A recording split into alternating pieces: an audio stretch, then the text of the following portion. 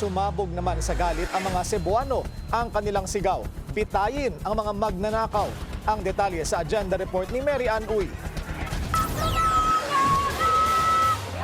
Umaga pa lang naglibot na sa ilang kalsada sa Cebu City ang ilang kabataan at nagtipon sa Colon Street, pondo sa edukasyon at papanagutin ang may sala sa flood control scandal ang sigaw nila. Sa hapon, sa labas ng University of San Carlos, nagkita-kita ang iba't ibang grupo ng kabataan. Pinagbubusinan nila ang mga sasakyang tumaan. Ito ang nila ang paraan para malaman nilang hindi sila nag-iisa sa panawagang laban ang korupsyon. Alas 4 ng hapon, nagtipon-tipon na ang lahat ng grupo. Kasama na ang mga nag-prayer rally patungong Fuente Osmeña. Pero sa loob na ng rotonda, nag-abot ang tila ba dalawang panawagan. Ang isang grupo,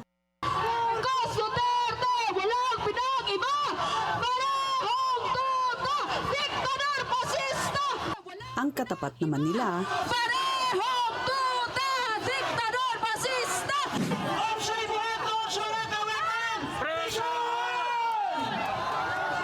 Bitayo ng mga kawatan!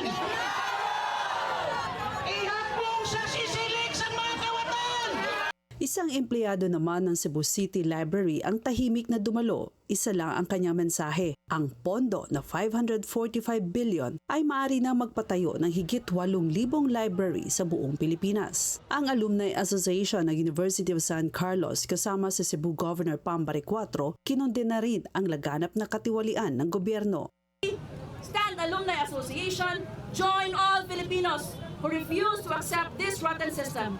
The people must stand, resist and reclaim what is rightfully ours. Habang may programa sa Fuente, nagtipon din sa Plaza Independencia ang ilang grupo na nananawagang papanagutin ang kasalukuyang administrasyon sa korupsyon. Tinapos nila ang programa sa isang misa. Sa Bohol naman, pawang mga kabataan ang nanguna sa Kilos Bulanon laban sa korupsyon. Nagkaroon ng candle lighting na dinaluhan ni outgoing Tagbilaran Bishop Alberto Uy. Para sa agenda, Mary Ann Uy, Billionaire News Channel, Cebu.